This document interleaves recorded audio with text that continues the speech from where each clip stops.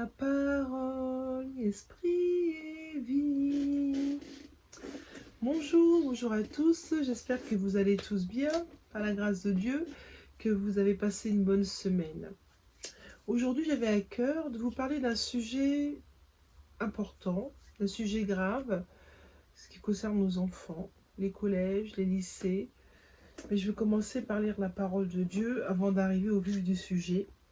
Le sujet de ce jour, c'est les rapports sexuels chez nos enfants.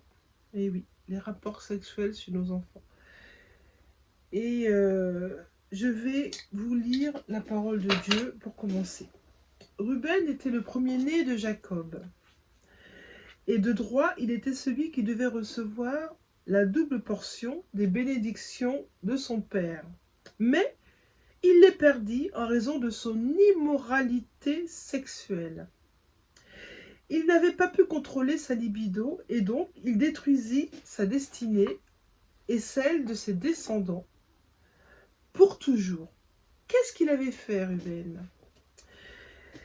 La parole de Dieu déclare: Israël partit et il dressa sa tente au-delà de Migdal, Éder. Pendant qu'Israël habitait cette contrée, Ruben, le fils d'Israël, alias Jacob, est allé coucher avec la concubine de son père. Et Israël l'a pris, son père l'a pris. Il s'appelle Israël, son père.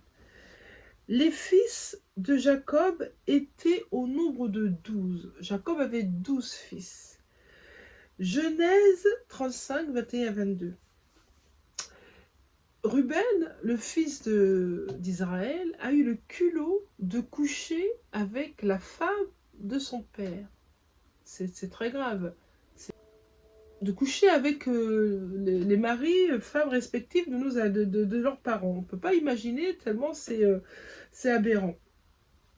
Il manqua donc de ce fait de respect à son père, il a manqué de respect à son père, et il a manqué de respect également à sa femme, à sa propre femme, parce que lui-même était marié, hein, Ruben. Et en raison de ce petit plaisir momentané, il a perdu son droit de naissance, sa position et sa bénédiction, déclare la parole de Dieu. Et c'était à tout jamais. Hein. Ce n'est pas, il n'a pas perdu pour 15 jours ou 6 mois ou un an, c'est à tout jamais. Parce qu'il a manqué de respect à son père. La parole de Dieu déclare: honore ton père et ta mère. Et Ruben, à cause de cet acte, a perdu les bénédictions qu'il devait avoir de droit de par la lignée de son père Israël, alias Jacob. Encore pire, aucun juge, ni prophète, ni prince. En fait, Jacob a eu 12 fils, il y a eu 12 tribus.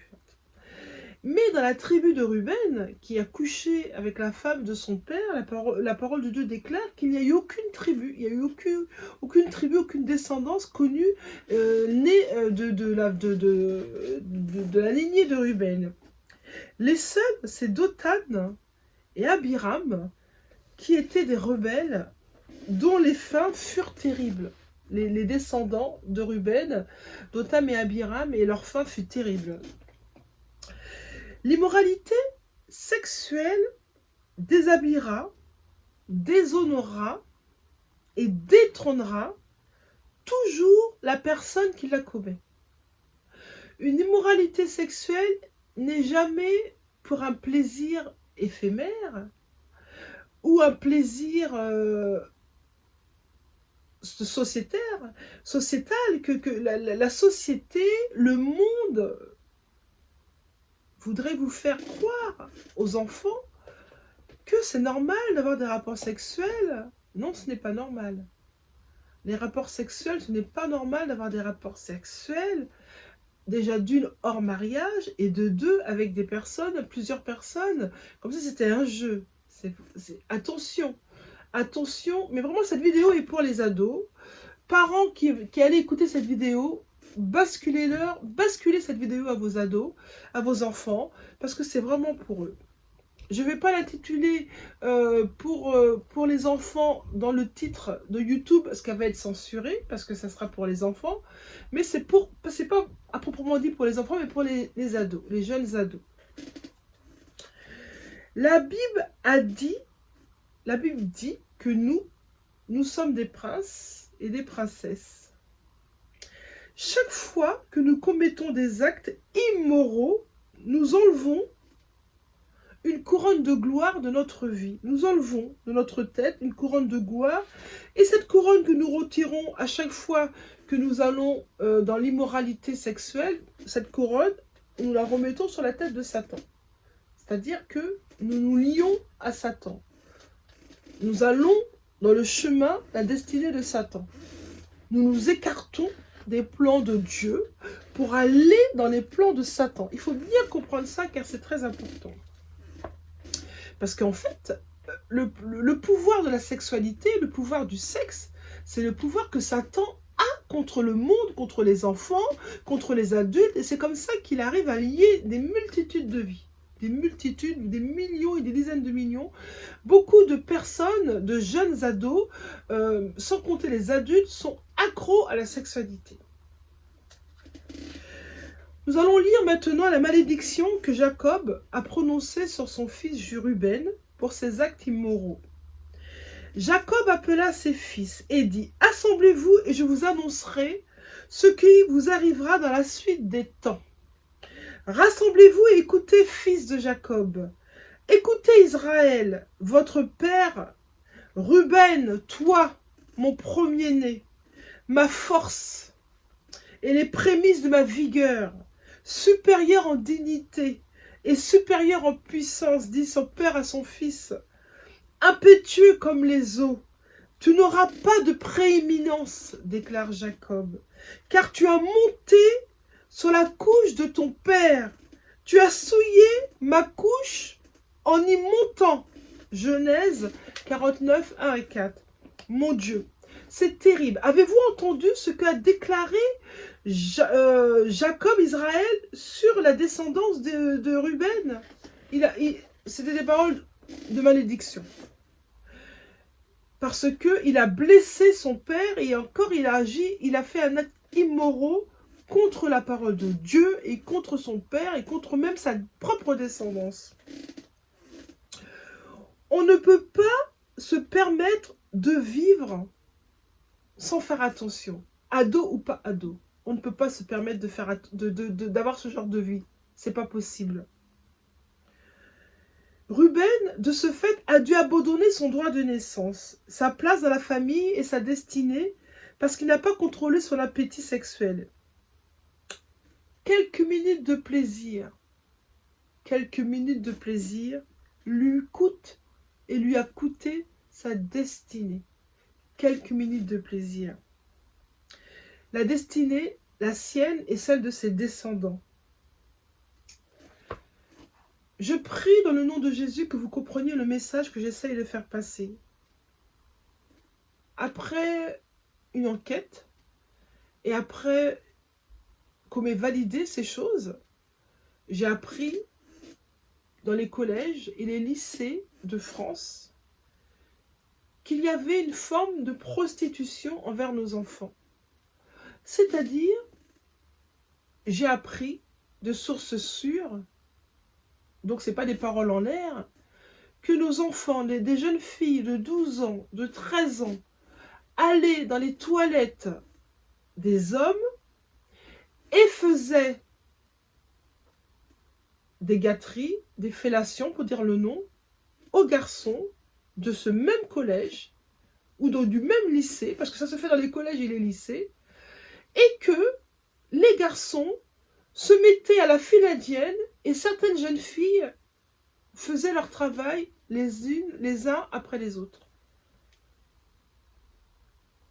C'est terrible, c'est abominable, c'est satanique, c'est horrible.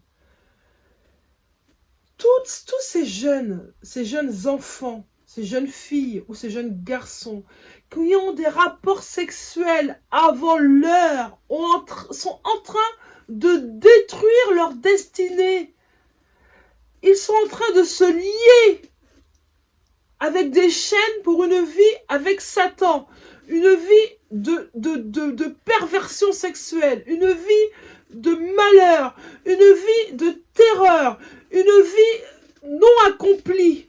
Parce que, dès la base, ils ont des rapports sexuels alors qu'ils ne doivent pas en avoir. Parents, renseignez-vous auprès de vos enfants, auprès des amis de vos enfants. Il se passe des choses abominables dans les institutions françaises. Des jeunes filles légères ou pas, peu importe. On n'amène pas notre enfant en internat ou pas pour que cet enfant devienne débridé et couche ou a des rapports sexuels ou des rapports oraux avec des garçons et vice-versa. C'est comme un jeu. C'est comme un jeu. J'ai appris encore dans un lycée pas loin de chez moi, je ne vais pas le citer, que des jeunes filles faisaient la fête chez elles avec plein de garçons, une multitude de garçons. Écoutez-moi, parce que c'est sérieux ce que je vous raconte, c'est pas des paroles en l'air. Elles ont 12, 13, 14 ans, elles connaissent déjà ce qu'est une partouze. C'est-à-dire que dans une même soirée, elles sont avec des adultes, on couche avec des adultes, on couche avec des enfants de leur âge, et ça couche, et ça va, et ça revient. Je suis totalement sidérée d'apprendre qu'aujourd'hui, c'est ce qui se passe dans nos collèges et nos lycées. Mais je parle aux enfants qui vont écouter cette vidéo, jeunes filles, jeunes garçons. Quand tu donnes ton corps, quand tu donnes ta bouche à une personne et que tu continues à la file indienne de donner ton corps qui t'appartient, certes, mais c'est un acte spirituel que tu poses. Le jeune homme, c'est un acte spirituel que tu poses pour une porte ouverte pour les démons dans ta vie, parce que les démons sexuels, ça existe. Le monde ne vous parle pas du pouvoir surnaturel. Dieu existe, Satan existe, et le spirituel existe. Et lorsque on a des rapports sexuels à 12 ans, à 13 ans, vous avez déjà un lien maléfique sur votre vie, et forcément, les démons, vous ouvrez la porte aux démons. Jeune fille, jeune garçon, en ayant des rapports sexuels avec Pierre, Paul, Jacques, vous ouvrez la porte aux démons qui vont prendre possession de votre vie, et vous allez avoir une vie terrible. Et non seulement votre vie sera terrible, parce que votre vie sera une vie d'impudicité, d'immoralité sexuelle, mais votre vie sera liée définitivement pour Satan. Non seulement votre vie à vous, mais vos descendances, c'est-à-dire les enfants de vos enfants, des enfants de vos enfants, des enfants de vos enfants. C'est une malédiction. La parole de Dieu déclare d'avoir des coucheries sans être marié. Encore pire quand on est des enfants, c'est une malédiction. Donc c'est un ado qui est venu me dire ça. Et attendez, il m'a dit, attendez, on me dit, mais attendez, mais réveillez-vous. C'est comme ça que ça se passe dans les collèges et les lycées. Réveillez-vous, on m'a dit, réveille-toi. C'est comme ça que ça se passe. Attends, réveille-toi, attends, tombe de ton nuage.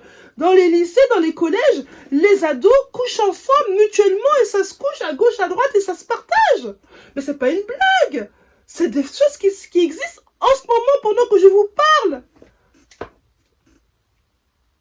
C'est pas possible. On peut pas laisser nos enfants aller à la dérive et perdre leur vie en la donnant à Satan. Croyez pas, chrétiens, que ça n'arrive pas qu'à vous, ça n'arrive pas aux chrétiens. J'ai entendu dire également, j'ai su plutôt, que dans les colonies chrétiennes, avant le Covid, que des enfants, des parents chrétiens payent des colonies chrétiennes pour amener nos enfants chrétiens. Moi, la première, je l'ai fait. J'ai amené mes enfants dans les colonies chrétiennes. Je l'ai fait. J'ai appris que dans certaines colonies chrétiennes, il y a des rapports sexuels, que les enfants que nous mettons, ils repartent vierges, ils reviennent des vergers. Dans les colonies chrétiennes. Ne croyez pas, parents, que cette vidéo est que pour les païens. Non, pas du tout. Cette vidéo est aussi pour les enfants chrétiens. Parce que les enfants chrétiens, qu'est-ce qu'on leur apprend à l'école? On leur apprend la libido. Vous êtes libre, faites ce que vous voulez. Votre corps vous appartient.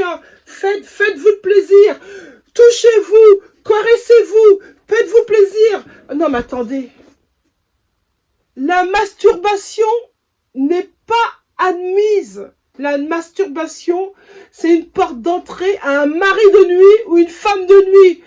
Un enfant, un ado ou un adulte qui se masturbe régulièrement, c'est une porte d'entrée à un mari et une femme de nuit.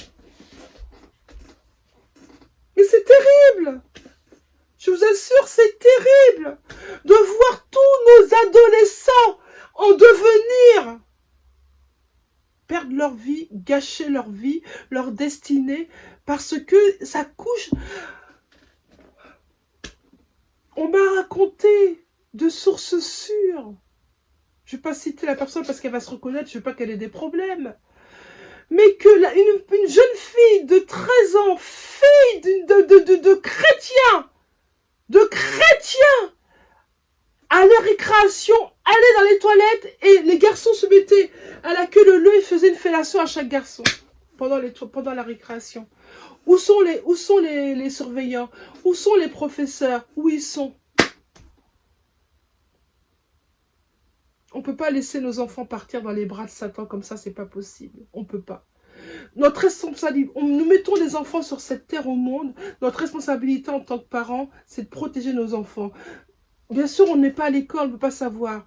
Mais si dans la prière, les parents se mettent à genoux et prient pour protéger leurs enfants, il y a des choses qui ne vont pas se faire. Parce que la prière est efficace. La prière est efficace. La prière a un pouvoir. La prière est efficace, bien sûr. Les liens, les copains, la vibe, elle est là, bien sûr. Mais la prière est efficace. On ne peut pas laisser nos enfants aller dans la perdition, dans les bras de Satan, c'est pas possible. On ne peut pas laisser faire ça. Je vous en prie, réveillez-vous. Réveillez-vous, surveillez vos enfants. Allez vers vos enfants, allez parler, allez trouver un échange, discutez avec vos enfants. Pourquoi? Parce qu'aujourd'hui dans les écoles, on leur apprend les actes sexuels, on apprend aux enfants comment se toucher, comment se masturber, on apprend aux enfants, on leur montre des femmes âgées, des grand-mères nues. Je vous assure, c'est pas des conneries ce que je vous dis. On montre aux écoles, à nos enfants, des personnes nues, des grand-mères. On leur montre des hommes avec hommes, femmes avec femmes. On leur montre, en leur faisant croire, c'est normal. Extériorisez-vous, montrez votre libido, vivez, jouissez, c'est ça la vie. Mais toutes ces personnes, ils vont droit dans les bras de l'enfer. La parole de Dieu dit que c'est une malédiction. Si la parole de Dieu le dit, c'est que c'est une malédiction, enfant. Arrêtez. Si vous êtes un ado, femme ou garçon, vous avez besoin de discuter, qu'on vous aide, appelez, il y a des ouins, il y a des chrétiens autour de vous, il y a des pasteurs, il y a des personnes qui peuvent vous aider, prier pour vous aider. Vous ne pouvez pas continuer cette vie dégradante, sans compter les maladies qu'on peut avoir transmissibles sexuellement. Ça c'est encore un autre débat. Mais on ne peut pas laisser des enfants de 12 ans, 13 ans, avoir des coucheries régulièrement avec des individus, des hommes. Ou vice-versa, des garçons qui donnent leur virginité et qui couchent régulièrement dans les toilettes. Non mais vous vous rendez compte? Je crois rêver, hein. On croit qu'on est complètement en train de rêver, on est complètement à la ramasse. Le péché sexuel est un péché très grave. Le péché sexuel est un péché grave. Parce que le péché sexuel vous lie, vous êtes lié par le péché sexuel, par des esprits qui rentrent dans votre vie et ils ne vont pas vous laisser comme ça. Celui qui couche régulièrement avec Pierre, Paul, Jacques, Arthur, Martin, sans affection, juste histoire de dire je prends un plaisir éphémère, il est déjà maudit pour sa propre vie, il est maudit pour sa vie, il maudit ses enfants, il maudit les enfants de ses enfants. Il a maudit sa famille. Il est donc, on appelle ça sous le joug d'une malédiction générationnelle. Bien sûr, ça peut se couper, ça peut se rompre. Mais à quel prix? À quel prix? Au prix des souffrances. Parce qu'on fait croire aux enfants que c'est normal d'avoir des coucheries à tire-larigot. Mais c'est pas normal. C'est satanique. C'est maléfique. Et c'est les plans de Satan. Satan vous fait croire que c'est normal d'avoir des rapports sexuels. Non, c'est pas normal. C'est pas normal. C'est pas les plans de Dieu. Ruben, le Ruben dans la Bible, le fils de Jacob et d'Israël, Ce sont les deux mêmes personnes. Sa descendance, on n'entend même pas parler de sa descendance concernant les 12 tribus d'Israël. Les deux personnes qui restaient, ils sont morts terriblement dans un trou.